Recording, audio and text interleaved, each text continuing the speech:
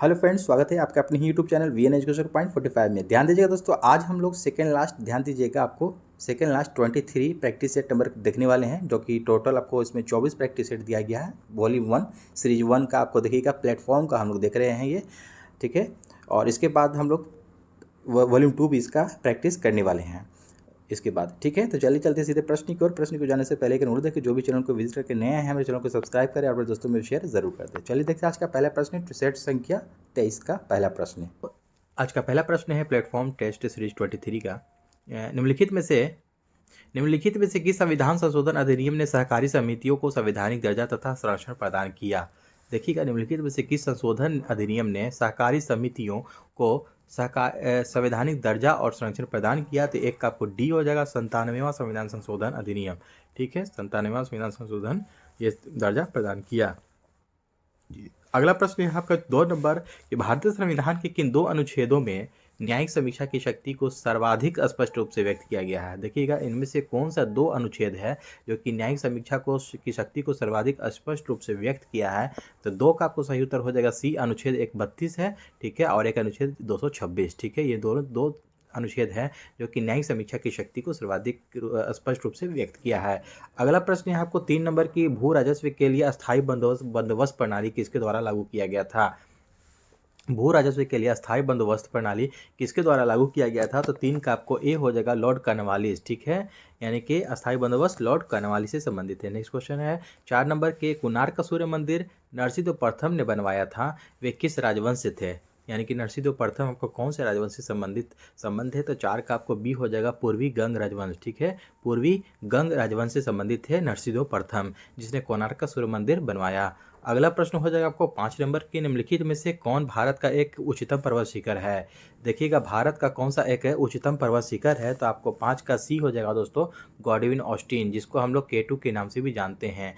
इसकी ऊंचाई कितनी है? 8611 8611 मीटर में आपको ध्यान रखेंगे, ठीक है, गॉडविन ऑस्टिन। अगला प्रश्न है आपको 6 नंबर, निम्नलिखित युग्मों में से कौन सा एक सुमेलित है? देखिएगा, आपको इसमें से कौन सुमेलित एक है, ठीक है, अदरवाइज 3 कौन सा एक सुमेलित है? तो 6 का देखते हैं, म्यांमार बहत, ये आपको देखिए थाईलैंड का बहत है, ठीक है ना। देखिए थाईलैंड का बहत होता है, मुद्रा का नाम है। म्यांमार का आपको देखिए क्यात होता है, जो कि आपको ये दोनों गलती हो गया, ठीक है। कंबोडिया का देखिए रियल आपको सही है। वियतनाम का रुपया नहीं होता है, रियल होता है, ठीक है। सॉरी, वियतनाम का आप लोग देख लेंगे कि क्या होगा, कमेंट में बताएंगे आप लोग इसका, ठीक है। तो देखिएगा 6 का आपको कंबोडिया आपको रियल जो है कि सही एक सुमेलित है, तो सी द राइट आंसर।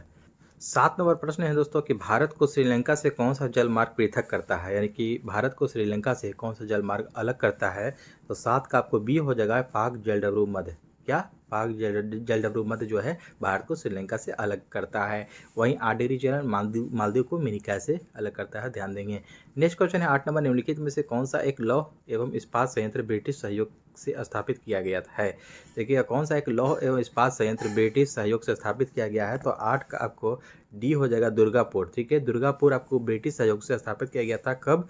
1956 में, याद रखेंगे 1956 में स्थापित किया गया था। अगला प्रश्न हो जाएगा आपको 9 नंबर, निम्नलिखित में से कौन सा एक भारत को उत्तरी और दक्षिणी भागों में बांटता है? कौन सा एक जो है जो उत्तर और दक्षिण भागों को बांटता है? तो 9 का आपको सही उत्तर हो जाएगा, बी हो जाएगा, कर्क रेखा। क्या हो जाएगा? कर्क रेखा जो है ट्रॉपिकल ऑफ कैंसर, ठीक है। ये जो है ना, ये आपको उत्तरी भाग को दक्षिणी भाग से अलग करता है, कर्क रेखा, ठीक है। 10 नंबर प्रश्न है कि निम्नलिखित में से कौन सा एक भारत का सबसे पुराना तेल शोधक संयंत्र है? ठीक है ना, भारत का सबसे पुराना तेल शोधक संयंत्र कौन सा है? तो 10 का देखिए सी जो है ना, डिगबोई, असम का जो, और ये असम में स्थित है। कहाँ स्थित है? असम में। ये डिगबोई जो है आपको 1901 ईस्वी में जो हुआ था, इसकी 1901 में खुदाई हुई थी। ये सबसे पुराना है आपको तेल शोधक संयंत्र है, ध्यान देंगे। 11 नंबर प्रश्न हो जाएगा आपको, निम्नलिखित में से किस मुगल सम्राट ने सुलह-ए-कुल की नीति लागू की थी? तो 11 का आपको सही उत्तर हो जाएगा सी, अकबर ने किया था, सुलह-ए-कुल की नीति स्थापित किया था। अगला प्रश्न है 12 नंबर, भारत में स्थानीय स्वायत्तशासी संस्थाओं के प्रति सजगता दिखाने के लिए निम्नलिखित में से किसे जाना जाता है? देखिएगा, स्थानीय स्वायत्तशासी संस्थाओं के प्रति सजगता दिखाने के लिए निम्नलिखित में से किसे जाना जाता है? तो 12 का आपको सही उत्तर हो जाएगा बी, लॉर्ड रिपन। किस कौन है? 12 का हो जाएगा बी, लॉर्ड रिपन। अगला प्रश्न है कि अशोक के शिलालेख में प्रयुक्त निम्नलिखित में से कौन सा था या थे? ठीक है, अशोक के शिलालेख में प्रयुक्त लिपि पूछा जा रहा है। तो 13 का आपको डी हो जाएगा। उपर्युक्त सभी यानी कि खरोष्ठी भी है, ब्राह्मी, अरमाई, ये तीनों लिपि है जो कि मौजूद है। अगला प्रश्न हो जाएगा आपका 14 नंबर, निम्नलिखित में से कौन सा एक उत्तर भारतीय मंदिर स्थापत्य की विशेषता नहीं है? देखिएगा, उत्तर भारतीय मंदिर स्थापत्य की विशेषता को नहीं है के बारे में पूछा जा रहा है। तो 14 का आपको सही उत्तर हो जाएगा सी, सोमनाथपुर। ठीक है, सोमनाथपुर जो है, सॉरी माफ़ कीजिएगा 15 में चला गया। तो 14 का है आपको ये सी, गोपुरम। ठीक है, 14 का गोपुरम हो जाएगा, सी इज द राइट आंसर। ठीक है, कौन सा भारतीय मंदिर स्थापत्य की विशेषता नहीं है? तो गोपुरम नहीं है। अगला प्रश्न हो जाएगा आपको 15 नंबर है कि होयसल की राजधानी निम्नलिखित में से कौन सी थी? देखिए, होयसल जो वंश था ना, होयसल की राजधानी कौन सी थी? तो 15 का आपको सही उत्तर हो जाएगा बी, द्वार समुद्र। होयसल वंश की राजधानी द्वार समुद्र। अगला प्रश्न हो जाएगा आपको 16 नंबर के भारतीय स्वतंत्रता संघर्ष के संदर्भ में निम्नलिखित में से किसे कांग्रेस का नरम दलीय नेता बताया जाता था? ठीक है ना, देखिए, कांग्रेस का नरमदलीय का नेता बताया जाता था। तो भारतीय स्वतंत्रता संघर्ष के संदर्भ में पूछा जा रहा है। तो 16 का आपको ए हो जाएगा, गोपाल कृष्ण गोखले को जो है ना, इनको नरमदलीय नेता बताया जाता था। अगला प्रश्न है 17 नंबर के भारत के स्वतंत्रता संघर्ष में निम्नलिखित में से कौन सा घटना सबसे पहले हुआ?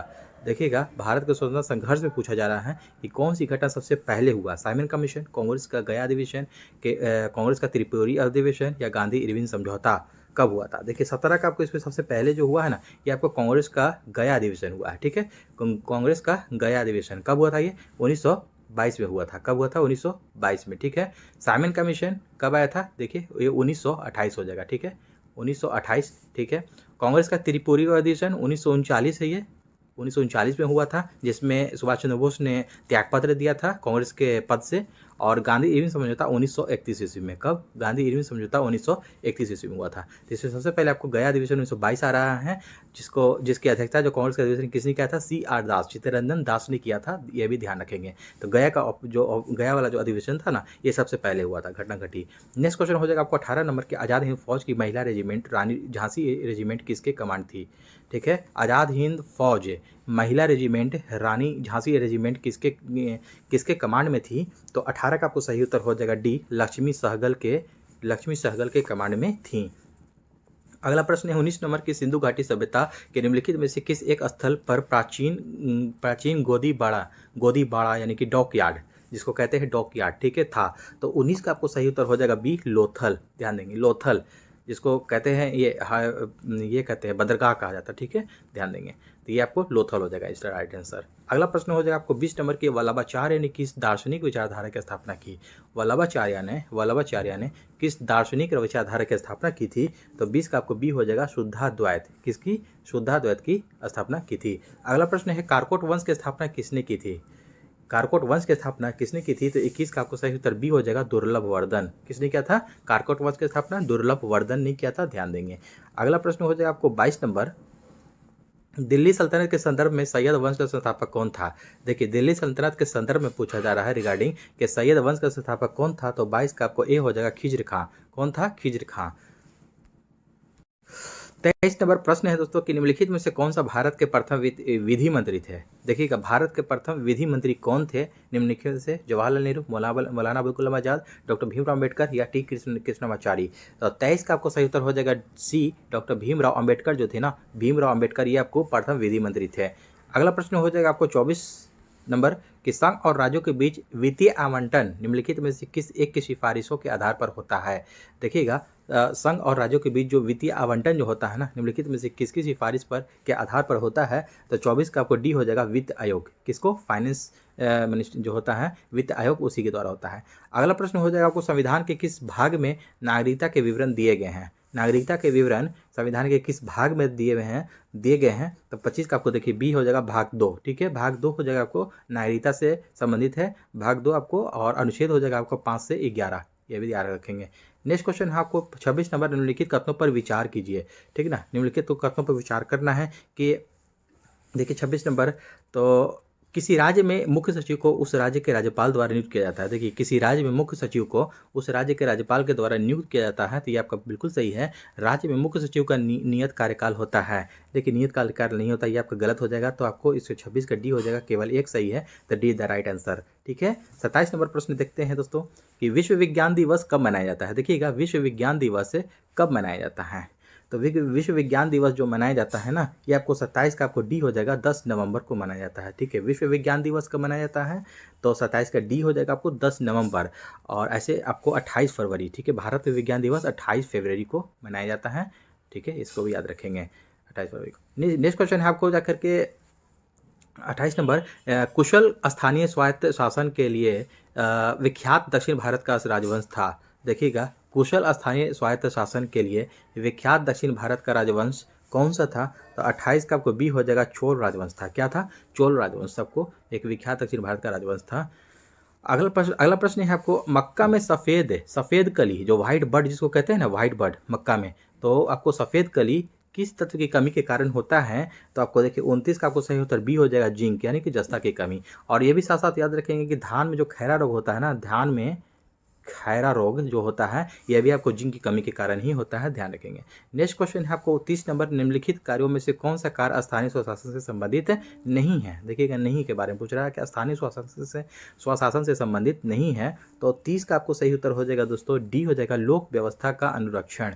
लोक व्यवस्था का अनुरक्षण जो है कि इसमें संबंधित नहीं है। अदरवाइज आपको स्वच्छता का प्रबंध, जन उपयोगी सेवाएं और जन स्वास्थ्य आपको संबंधित है। नेक्स्ट क्वेश्चन हो जाएगा आपको 31 नंबर की, काली मिट्टी भारत के किस प्रदेश में मिलती है। देखिएगा, काली मिट्टी भारत के किस प्रदेश में आपको मिलती है, तो 31 का आपको सही उत्तर हो जाएगा, डी उपयुक्त सभी प्रदेशों में मिलती है, यानी कि मध्य प्रदेश, महाराष्ट्र और गुजरात, तीनों प्रदेशों में मिलती है काली मिट्टी। काली मिट्टी का विस्तार भारत में आपको सबसे ज़्यादा है, ध्यान रखेंगे। सॉरी, काली मिट्टी का नहीं है, सबसे ज़्यादा जलोढ़ मिट्टी का है। नेक्स्ट क्वेश्चन हो जाएगा आपको दोस्तों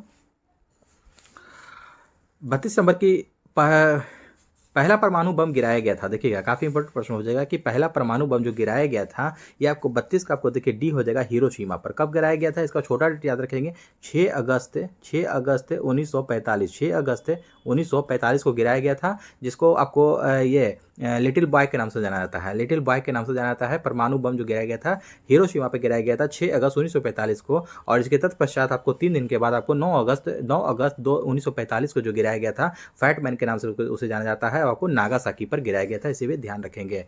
ठीक है, और ये यूरेनियम 235 जो आपको परमाणु बम पहला जो गिराया गया था, आपको यूरेनियम 235 के नाम से जाना जाता है। ठीक है, उसमें उपयोग हुआ था ईंधन का, और ये प्लूटोनियम, इसमें हो जाएगा आपको प्लूटोनियम 239। ठीक है, प्लूटोनियम 239 याद रखेंगे। ठीक है, नेक्स्ट क्वेश्चन हो जाएगा आपको 33 नंबर की, भारत गणतंत्र बना कब बना। भारत जो है कि गणतंत्र बना, काफ़ी इंपॉर्टेंट प्रश्न हो जाएगा ये, कि 33 का आपको डी हो जाएगा 1950 में। कब, छोटा डेट याद रखेंगे, 26 जनवरी। ठीक है, 26 जनवरी 1950 को भारत जो है ना कि गणतंत्र बना। तो लेकिन आपको संविधान जो है कि एक्सेप्ट किया गया था, अंगीकार किया गया था 26 नवंबर 1949 को। कब, 26 नवंबर 1949 ईस्वी को ही अंगीकार कर लिया गया था। लेकिन 2 महीना क्यों रुका गया, 2 महीना रुक करके 26 जनवरी 1950 को इसलिए रुका गया क्योंकि इससे पहले आपको 2 महीना पहले देखिए 26 नवंबर 1930 को, 26 नवंबर 1930 को जो है ना, रावी नदी के तट पर पंडित जवाहरलाल नेहरू के द्वारा आपको झंडा फहराया गया था। उसी के उपलक्ष्य में आपको 26 जनवरी 1930 को पूरे देश में स्वाधीनता दिवस मनाया गया था। क्या, स्वाधीनता दिवस, इसको याद रखेंगे, स्वाधीनता दिवस मनाया गया था। इसी के उपलक्ष्य में जो है ना कि दो महीना और रुक करके फिर 26 नवंबर 1949 को तो अंगीकार हो गया था, हमारा संविधान बन गया था। लेकिन इसी के कारण 2 महीना और रुक करके 26 जनवरी 1950 को हमारा देश गणतंत्र हुआ और उस दिन से लागू हो गया। ठीक है, इसको ध्यान में रखेंगे। नेक्स्ट क्वेश्चन हो जाएगा आपको, भारत छोड़ो आंदोलन का वर्ष है। देखिएगा, भारत छोड़ो आंदोलन का वर्ष कौन सा है, तो 34 का आपको सही उत्तर हो जाएगा, सी हो जाएगा 1942। ठीक है, 8/8/1942 से, छोटा डेट याद रखेंगे, 8 अगस्त 1942 याद रखेंगे साथ में। 35 नंबर प्रश्न है कि मेगास्थनीज भारत आया था। देखिएगा, मेगास्थनीज भारत आया था, किसके शासनकाल में आया था, तो 35 का सी हो जाएगा, चंद्रगुप्त मौर्य के शासनकाल में मेगास्थनीज जो है ना भारत आया था। अगला प्रश्न है आपको 36 नंबर कि कालीबंगा स्थित है, तो कालीबंगा कहाँ स्थित है, तो 36 का आपको देखिए सी हो जाएगा, राजस्थान में। कालीबंगा कहाँ है, राजस्थान में स्थित है। वहीं पूछ देगा काली गंगा किस नदी के किनारे बसा हुआ है, तो घग्गर नदी के किनारे बसा हुआ है। इसको ध्यान रखेंगे, घग्गर नदी के किनारे बसा हुआ है। अगला प्रश्न है जाकर के आपको 37 नंबर की, दक्षिण भारत की सर्वाधिक प्राचीन एवं समृद्ध भाषा कौन सी थी? कौन सी थी दक्षिण भारत की सर्वाधिक प्राचीन एवं समृद्ध भाषा? तो 37 का आपको ए हो जाएगा तमिल भाषा जो है ना, दक्षिण भारत की सर्वाधिक प्राचीन एवं समृद्ध भाषा थी तमिल भाषा। 38 नंबर प्रश्न है कि कपास की खेती के लिए सर्वोत्तम मिट्टी है कौन सी है? देखिएगा, कपास की खेती के लिए सर्वोत्तम मिट्टी जो होती है ना, तो 38 का ए हो जाएगा काली मिट्टी होती है। कपास की खेती के लिए काफ़ी महत्वपूर्ण होती है सर्वोत्तम मिट्टी कपास की खेती के लिए। 39 नंबर प्रश्न है कि बृहद संहिता के रचयिता कौन था? देखिएगा, बृहद संहिता के रचयिता कौन थे? तो इसका सही उत्तर हो जाएगा सी, वराहमिहिर। कौन थे? वराहमिहिर थे बृहद संहिता के रचयिता। अगला प्रश्न है 40 नंबर की, लक्षद्वीप कहाँ स्थित है? देखिएगा, लक्षद्वीप कहाँ स्थित है? अरब सागर, बंगाल की खाड़ी, हिंद महासागर या ऊपर से कोई नहीं। तो 40 का ए हो जाएगा अरब सागर। लक्षद्वीप कहाँ स्थित है? ये आपको अरब सागर में स्थित है। अगला प्रश्न है आपको 41 नंबर के, हाल ही में भारतीय नौसेना में स्वदेशी रूप से विकसित 2 ड्राइविंग सपोर्ट वेसल निस्तार एवं निपुण को कहाँ लॉन्च किया गया? देखिएगा, हाल ही में जो भारतीय नौसेना में स्वदेशी रूप से विकसित आपको 2 ड्राइविंग से सपोर्ट वेसल निस्तार एवं निपुण कहाँ लॉन्च किया गया है? तो 41 का आपको सही उत्तर हो जाएगा बी, आंध्र प्रदेश। कहाँ? आंध्र प्रदेश में। अगला प्रश्न है आपको 42 नंबर, केंद्रीय मंत्रिमंडल ने 2023-24 में खरीफ फसल के लिए न्यूनतम समर्थन मूल्य की घोषणा अनुसार मूंग का कीमत प्रति क्विंटल निर्धारित किया गया है। देखिएगा, मूंग का प्रति क्विंटल निर्धारित जो किया गया है कीमत कितना किया गया है? तो 42 का आपको सी हो जाएगा दोस्तों 8,558। ठीक है, 8558 आपको प्रति क्विंटल कीमत आपको घोषित किया गया है। अगला प्रश्न है आपको 43 नंबर, भारत के किस पड़ोसी देश ने 4 फरवरी 2023 को अपनी 75वीं स्वतंत्रता वर्षगांठ बनाई? देखिएगा, 4 फरवरी 2023 को कि कौन सी पड़ोसी देश ने अपनी 75वीं स्वतंत्रता वर्षगांठ बनाई आपको? तो 43 का आपको सी हो जाएगा श्रीलंका ने बनाई है। किसने? श्रीलंका ने मनाया है अपना 75वां वर्षगांठ 4 फरवरी 2023 को। अगला प्रश्न हो जाएगा आपको 44 नंबर के, पेरियार बांध जिसको मुल्ला पेरियार बांध भी कहा जाता है, तो पेरियार नदी केरल पर स्थित है। इस बांध की सुरक्षा को लेकर किन 2 राज्यों में विवाद है? इन बांध को लेकर के किन 2 राज्यों में विवाद है? तो इसको 44 का आपको सही उत्तर हो जाएगा दोस्तों बी हो जाएगा, केरल और तमिलनाडु। क्या हो जाएगा? केरल और तमिलनाडु में विवाद है। अगला प्रश्न हो जाएगा आपको, नगर निगम की बैठकों की अध्यक्षता कौन करता है? नगर निगम की बैठकों की अध्यक्षता कौन करता है? तो 45 का बी हो जाएगा, महापौर। कौन करते हैं? महापौर करता है नगर निगम की अध्यक्षता। अगला प्रश्न है आपको 46 नंबर की, जुलाई 2023 में ऑस्ट्रेलिया के केंद्रीय बैंक की पहली महिला प्रमुख कौन नियुक्ति हुई है? देखिए, जुलाई 2023 में ऑस्ट्रेलिया के केंद्रीय बैंक की पहली महिला प्रमुख है कौन नियुक्त हुई हैं? तो 46 का आपको ए हो जाएगा, मिशेल ब्लॉक हो जाएगा। 47 नंबर प्रश्न है कि ग्रीडा नामक लोक नृत्य इनमें से किस राज्य से संबंधित है? देखिए, ग्रीडा नामक एक लोक नृत्य है, कौन से राज्य से संबंधित है? तो 47 का बी हो जाएगा, एमपी मध्य प्रदेश से संबंधित है। ग्रीडा नामक लोक नृत्य मध्य प्रदेश से संबंधित है। पेले जिनका निधन हाल ही में हो गया, ये पेले जो थे जिनका हाल ही में निधन हो गया है, ये किस देश के महान फुटबॉलर खिलाड़ी थे? तो ये आपको 48 का आपको बी हो जाएगा, ये ब्राज़ील के थे। पहले कहाँ के खिलाड़ी थे? महान फुटबॉलर खिलाड़ी ब्राज़ील के थे। 48 का बी होगा। नेक्स्ट क्वेश्चन हो जाएगा आपको 49 नंबर की, बथुकम्मा उत्सव निम्नलिखित में से किस राज्य से संबंधित है? देखिएगा, बथुकम्मा एक उत्सव मनाया जाता है, ये किस राज्य से संबंधित है? तो 49 का ए हो जाएगा, तेलंगाना राज्य से संबंधित है बथुकम्मा। अगला प्रश्न हो जाएगा, हाल ही में 2023 में इसरो ने स्नातक तथा स्नातकोत्तर छात्रों को अंतरिक्ष विज्ञान तथा प्रौद्योगिकी संबंधी प्रारंभिक प्रशिक्षण देने के लिए कौन सा कार्यक्रम की शुरुआत की है? तो 50 का आपको ए हो जाएगा, स्टार्ट। इस कार्यक्रम के नाम क्या है? स्टार्ट। अगला प्रश्न हो जाएगा आपको 51 नंबर, निम्नलिखित में से कौन सा ऊर्जा का समृद्ध स्रोत है? ऊर्जा का समृद्ध स्रोत कौन सा है इनमें से? प्रोटीन, लिपिड, कार्बोहाइड्रेट या विटामिन? तो 51 का आपको सही उत्तर हो जाएगा बी, लिपिड जो है कि आपको ऊर्जा का ये समृद्ध स्रोत है। नेक्स्ट क्वेश्चन है, मानव शरीर में ग्रीवा कशेरुकों की संख्या कितनी है? मानव शरीर में ग्रीवा कशेरुक जो एक होता है, ठीक है ना, कार्निवल वर्टेब्रे की संख्या कितनी है? तो 52 का आपको बी हो जाएगा, 7। कितनी है? ग्रीवा कशेरुक की संख्या 7 हो जाएगा। 53 नंबर प्रश्न है कि कपड़ा फैक्ट्रियों में काम करने वाले व्यक्ति जैसे कि दरी बुनने वाले निम्नलिखित में से किस व्यावसायिक बीमारी से प्रभावित होते हैं। जो देखिए दरी वगैरह जो बुनते हैं ना जो कपड़ा फैक्ट्री में, तो वो कौन सी व्यावसायिक बीमारी से आपको प्रभावित होते हैं।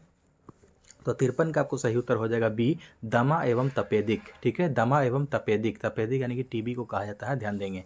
अगला प्रश्न हो जाएगा आपको 54 नंबर, जो कि यहाँ पर आपको न्यूमेरिकल दिया है कि 54 नंबर कह रहा है कि दो प्रतिरोधकों को 2 ओम और 6 ओम को श्रृंखला में जोड़ा जाता है और इस संयोजन को 12 वोल्ट बैटरी से जोड़ा जाता है। 6 ओम वाले प्रतिरोधक में धारा ज्ञात करें। तो 6 ओम वाले प्रतिरोधकों में धारा ज्ञात करना है, यानी कि करंट निकालना है। तो देखिएगा 54 कैसे बनेगा। तो यानी कि Req जो होता है आपको Req is equal to R1 plus R2 यानी कि 2 प्लस 6 कर देंगे। ठीक है, R1 प्लस R2 जोड़ देंगे, 2 प्लस 6 इजिकल टू 8 हो गया आपको। तो R यहाँ पर मेरा आपका रेजिस्टेंस कितना निकल गया, यहाँ रेजिस्टेंस आपका कितना निकल गया, रेजिस्टेंस निकल गया मेरा 8 ओम। कितना निकल गया, यहाँ रेजिस्टेंस आ गया 8 ओम।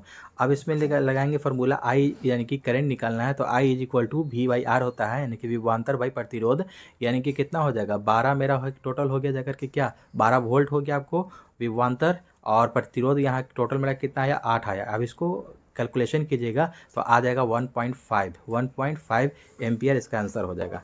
तो दोस्तों इसका 1.5 ampere A is the right answer. तो 54 के बाद आपको 55 नंबर प्रश्न है कि निम्नलिखित प्रकार के जीवों में कौन सा एक दलहन फसल के पौधों की जड़ों में निवास कर नाइट्रोजन स्थिरीकरण करता है।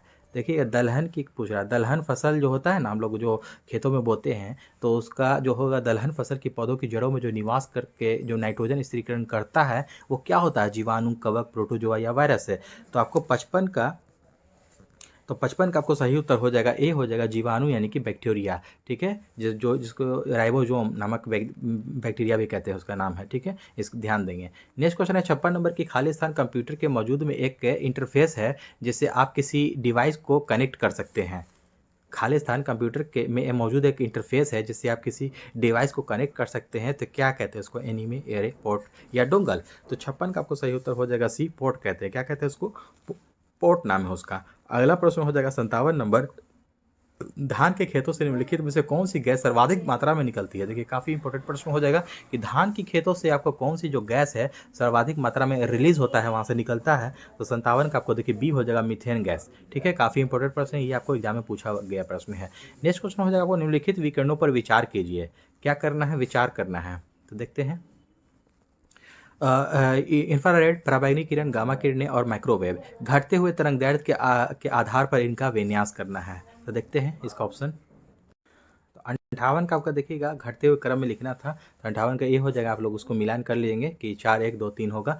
नेक्स्ट क्वेश्चन है कोबाल्ट ऑक्साइड कांच को कौन सा रंग प्रदान करता है। कोबाल्ट ऑक्साइड कांच को कौन सा रंग प्रदान करता है। तो 59 का आपको देखिए सी हो जाएगा, गहरा नीला। कौन सा रंग, गहरा नीला प्रदान करता है। अगला प्रश्न है आपको 60 नंबर के ग्लूकोज से एथिल अल्कोहल बनाने में किस उत्प्रेरक का प्रयोग किया जाता है। यानी कि ग्लूकोज से एथिल अल्कोहल बनाने में किस कैटेलिस्ट का प्रयोग किया जाता है। तो 60 का आपको ए हो जाएगा, जाइमेज। किसका प्रयोग किया जाता है, जाइमेज का। अगला प्रश्न है क्रायोलाइट किस धातु का अयस्क है। क्रायोलाइट कौन सी धातु का अयस्क है। तो 61 का आपको डी हो जाएगा, एल्युमिनियम। ये एल्युमिनियम का अयस्क है।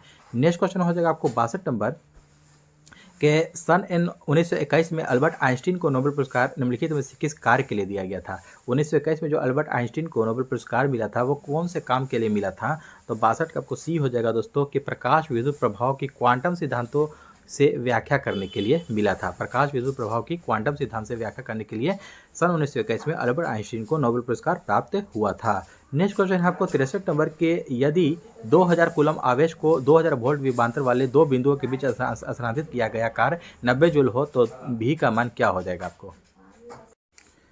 देखिएगा 63 जो कहता है आपको, तो इसमें आपको क्या ज्ञात करना है, वी यानी कि विभवांतर यानी कि वोल्ट ज्ञात करना है, विभवांतर निकालना है। यहाँ पे 2000 कूलम आपको दिया हुआ है, कूलम 2000, और आपको डब्लू यानी कि कार्य दिया हुआ है 90 जूल। ठीक है, तो इसका देखिए इस तरह से बनेगा दोस्तों कि v बराबर v is equal to W by Q हो जाएगा, यानी कि 90 बाई 2000। इसको सोल्व कीजिएगा तो इसको सोल्व करने के बाद बी हो जाएगा आपको 0.05 आंसर सही हो जाएगा आपको। नेक्स्ट क्वेश्चन है आपको 64 नंबर की वांडर वाल्स के समीकरण में ए की विमा क्या हो जाएगी। तो वांडर वाल्स में आपको देखिए इसमें पूछ रहा है कि ए की विमा क्या हो जाएगी। तो 64 का आपको सी हो जाएगा, ml ml का पावर 5 T इनवर्स 2 हो जाएगा, इज द राइट आंसर।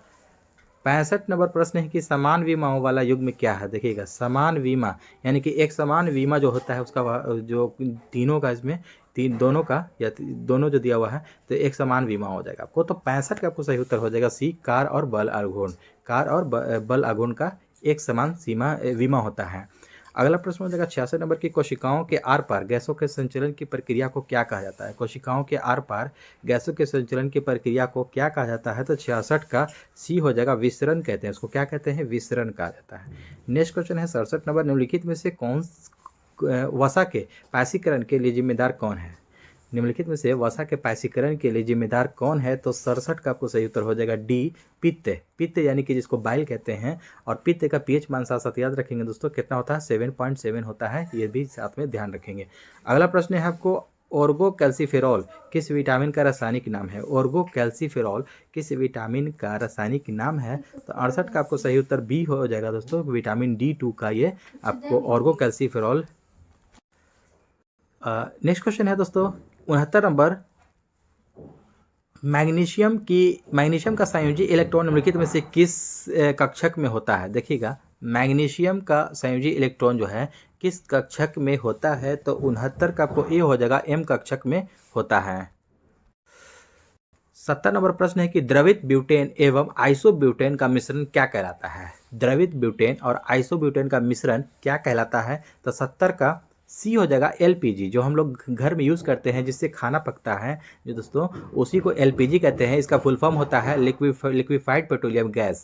ठीक है, यही आपको द्रवित ब्यूटेन और आइसोब्यूटेन का मिश्रण कहलाता है। नेक्स्ट क्वेश्चन है, क्लोरोमाइसिटिन का प्रयोग किस रोग के उपचार के लिए किया जाता है। तो क्लोरोमाइसिटिन का उपयोग जो है ना कि बी हो जाएगा, आपको टाइफाइड के लिए उपयोग किया जाता है। 72 नंबर प्रश्न है कि एक अवतल लेंस के मुख्य अक्ष के समानांतर स्थित वस्तु से निर्गत प्रकाश की किरण अपवर्तन के बाद लेंस के उसी तरफ किस बिंदु की ओर झुकती हुई प्रतीत होती है। तो 72 का आपको डी हो जाएगा, मुख्य फोकस की ओर झुकती हुई प्रतीत होती है, ध्यान देंगे। नेक्स्ट क्वेश्चन हो जाएगा आपको 73 नंबर, मनुष्य के शरीर के किस भाग से इंसुलिन का स्रावन होता है। तो इंसुलिन कहाँ से स्रावन होता है। तो 73 का आपको ए हो जाएगा, अग्न्याशय की पंक्रियाज। और अग्न्याशय के आपको बीटा सेल से आपको ये स्रावित होता है, यह भी ध्यान में रखेंगे। अगला प्रश्न हो जाएगा आपको 74 नंबर की, पेलेग्रा नामक रोग किस विटामिन की कमी से कारण होता है। पेलेग्रा रोग जो होता है किस विटामिन की कमी के कारण होता है। तो 74 का आपको सी हो जाएगा, विटामिन B3 की कमी के कारण होता है पेलेग्रा नामक रोग। ठीक है, वहीं पर आपको देखिएगा B1 का थाइमिन हो जाएगा, थाइमिन हो जाएगा आपको वैज्ञानिक नाम, रासायनिक वैज्ञानिक नाम। और B3 का हो जाएगा आपको पेट्रोथेनिक अम्ल, B12 का साइनोकाबालामिन, और B2 का आपको राइबोफ्लेविन, ध्यान में रखेंगे। नेक्स्ट क्वेश्चन हो जाएगा आपको 75 नंबर, 75 और आज का अंतिम प्रश्न है कि पशुओं का फुट एंड माउथ नामक रोग जो होता है किसके कारण होता है। पशुओं का फुट एंड माउथ रोग, तो 75 का हो जाएगा आपको देखिए बी, क्या हो जाएगा बी, यानी कि वायरस के कारण होता है। ये फुट एंड माउथ रोग जो होता है ना, वो वायरस के कारण होता है। दोस्तों आई होप के आज का विषय अच्छा लगा हो, और अच्छा लगा हो तो हमारे चैनल को सब्सक्राइब करें, अपने दोस्तों में शेयर करना ना भूलें। तो चलिए दोस्तों, मिलते हैं नेक्स्ट अगला सेट में। जय हिंद।